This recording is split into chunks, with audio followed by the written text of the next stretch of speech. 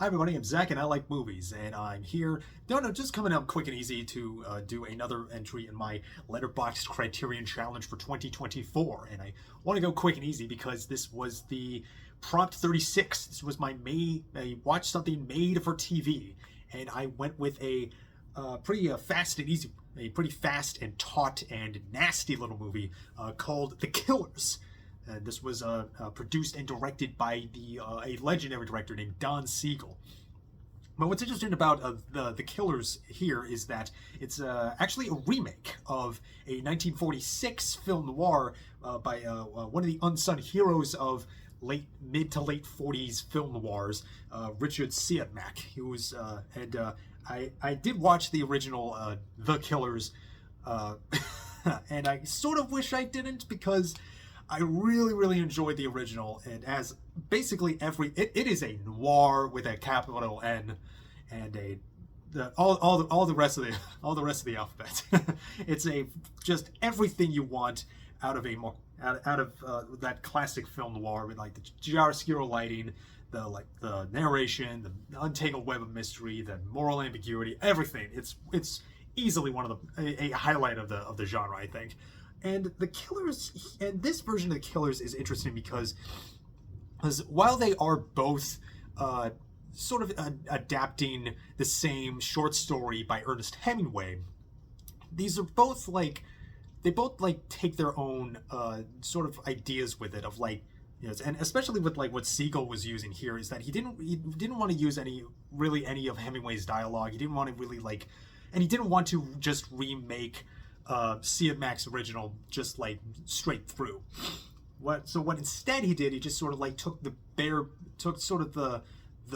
bones, the bones of the plot of the original, where you have hitmen come up and kill a man, and then a mystery sort of unfolds around about who this guy was, why he was killed, but it's much more different and sort of the different beats and sort of taking its own style, not just its own style because this was made in 64, which was right on the bleeding edge of the new Hollywood era.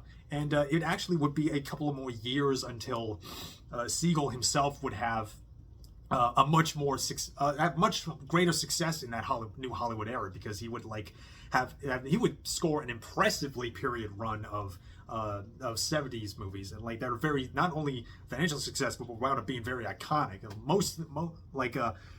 He directed the swan song performance of John Wayne in 1976's The Shootist, but probably he's still best recognized of that period with his collaborations with Clint Eastwood, be it the great prison escape film Escape from Alcatraz, or the biggest one, Dirty Harry. Yeah, that's that original Dirty Harry. That was Siegel. And The Killers actually feels you do get a sense of not just the tautness of it, but also the mean grit of Dirty Harry. That's sort of they're very Siegel was always known for turning in movies that were very cheaply made and on a budget, but they're movies that are cheap, but they pack a punch too. And they're very blunt and they have a hard attitude, but they always maintain an excellent sense of momentum. And some of his more later ones had a good sense of atmosphere too. The sort of drear this, and you could kind of see it in The Killers, even with its more bare bones plotting going on. But there's a real sense of fatalism almost. The characters aren't they almost seem blind to the road that they know that they're traveling on. It's like they don't want to. It's almost like they don't want to know the bad fate that they're on their path is leading them to. It's good stuff. But here with The Killers you have. Here with The Killers, it starts off that really a mean attitude, pretty right from the word jump. You have two hitmen named Charlie and Lee, and they are played by the legendary the main guy, Charlie. He's played by the legendary Lee Marvin. He is one of the great no nonsense tough guys. He has a very distinct rumbly voice. He usually played a lot of like a villainous roles, like in The Man Who Shot Liberty Valance. He was Liberty Valance, and other times it was he's probably best known as playing soldiers in like The Big Red One and the Dirty Dozen. But The Killers actually feels like a dry one for a movie he made actually a couple years later that I do have over here. Where is it? Yeah. This movie, Point Blank, an awesome, trippy, and kind of almost psychedelic in form hitman movie. And this does feel, and like Lee Marvin here does feel like a kind of a dry run for this, because he plays a hitman very, like he's old, he's been around the block, and he's also very no nonsense. There's a lot of like, you know, both him and Lee, who's played by I have to get this name, Gulager, who's quite fun. Where he just like he's a much he plays the much more I guess happier go lucky partner to Lee Marvin's very no nonsense, just no sense of humor at all kind of lead.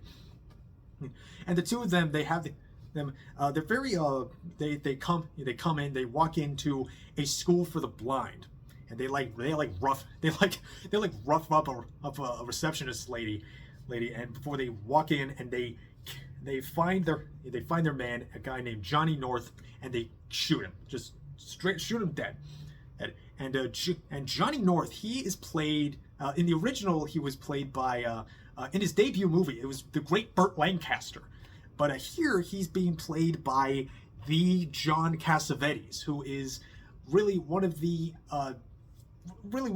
heroes of independent cinema. He would go on to make like literally some of the biggest, most influential films of shooting, getting a camera, getting a crew of friends together and just shooting a movie together. They had shadows and faces, and they're very raw, they're very experimental, and that was Cassavetes, and I think you get some of that in this little not quite pulp, this mean and rugged little genre movie where he has this really electric energy to it, and he has charm and charisma. He's very likable in the beginning when we see who this guy was and why is and how tragic his story gets on. And you can almost see the fire in his eyes gradually getting more and more dull as the story goes on, and it's and he's quite good in it, and so Charlie and Lee, they knock off Cassavetes, and they were sort of curious because, and Charlie's bothered because North just sort of accepted his fate. He just sort of stood there and took his shots, and he's confused at that, and also it was like they got $25,000 for just a simple hit, and it feels weird. So curiosity gets the better of both him and Lee, and they start looking around, and they start looking around, peeling back the layers. They meet a friend. They meet a mechanic friend of his because Johnny used to be a racetrack driver, and it does a bit of a similar thing that the original The Killers did, where you had your leading man get shot. Man gets shot in the opening scene, and then you have a somewhat Citizen Kane style narrative of finding out who this guy was, by finding these people who knew him and were around him, and having the story be filled out through flashbacks. And there's not quite as much of this in this one, being that it was so shortly, so it's like a tight 30 a 94-ish minutes, and it was made for TV in the early 60s. So we're not working with we don't need a whole lot of meat on this plate. We just need again, this is a lot of Siegel's movies work this way. You just give you a premise, and it just runs, it just goes. and there and Charlie was a very Johnny North. He was an up and coming, very hot, kind of a hot shot car race car driver who, fell in love with a dame, and she's here played by Angie Dickinson, and she's quite good in this. Her character here is pretty underwritten, and it's maybe a little unfair to compare her to the original, which, like, she's not Ava Gardner, but she does quite well for what she's got to do. And he Johnny falls in love with the dame, and then he gets too ambitious and he crashes. It's pretty rough looking crash too. And Siegel has this really fun way of, like, blocking the actors and sort of still giving this, like, little movie a lot of, like, as much visual punch as he can, and he's very good with, like, getting the most juice out of his cast as possible, which I think I could certainly say for another character that's recurring, who is this a character by the name of Jack Browning, who turns out is involved with Angie Dickinson's dame character, and Jack Browning here is played by none other than Ronald Wilson Reagan. This was his last film role before he went into politics and just ruined America forever. And what a surprise! And here he's playing only the slightly less evil version of himself. And joking aside, I think Reagan's actually kind of good in this. He's not doing he's not doing that much, but he does the job. I think he does the role justice. He's got this very plain, it's kind of this, like, plain businessman, like, look to him, but, like, he also, like, gives this, like cold look in his eye that is only, like, ever like, sort of, like, animated by, like, him just sort of raising his raising his eyebrow like that. And he's he definitely has a lot of, like, just kind of this coldness to it. He said something along the lines of, like, I approve, like, when like, he's, like, detailing about this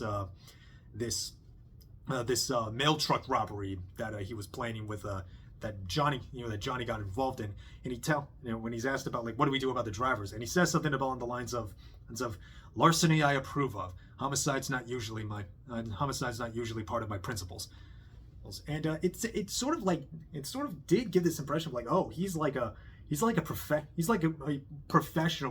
who's, like, trying to keep it under. He's sort of like maybe kind of a guy that Cassavetes wants to be, where like Cassavetes, he's sort of like, it almost feels like he's, like, losing chances at life, that he's like, it's almost like he's seen the kind of more put together guy that he really tries to be, and tried to be with his racing career before it, like, all went up in flames. And yeah, there's a lot of, like, interesting. It's sort of a movie that's a bit hard to explain in as far as, like, all the details of, like, the plotting, because it's just like the plot is pretty bare bones, and it's not here for the plotting. We're here for, like, sort of the, like, rough and gruff and very no nonsense attitude of this movie that I don't think I loved nearly as much as the more like a typical and classical film noir angle of the original Killers, and both are here. Both Sid Mac's original and Siegel's remake is available in this pretty, again, kind of a bare bones but really fun and entertaining in its own right. And also some of the violence, I think, is kind of interesting, especially for the time, because, like, there was some, especially being made for TV. It was one of the early made for TV movies too, of the era, and there was some concerns about the violence being made. Like, and I do like how some of the violence is done. Like, it does that where they have that thing where, like, anytime there's blood, it's, like, so bright. I really like the color grading on this this because like a lot of the like not just the really nice set design here too. Who a lot of them really pop. Like I remember there was a scene where Charlie and Lee, they walk into a hotel and like all the floor and the furniture is like this very specific hue of green, and it just makes the visuals pop too. And yeah, it's also, and the colors really pop out, and like the blood is like clearly they didn't use like it looked like they didn't use any like a fake blood. They just used paint.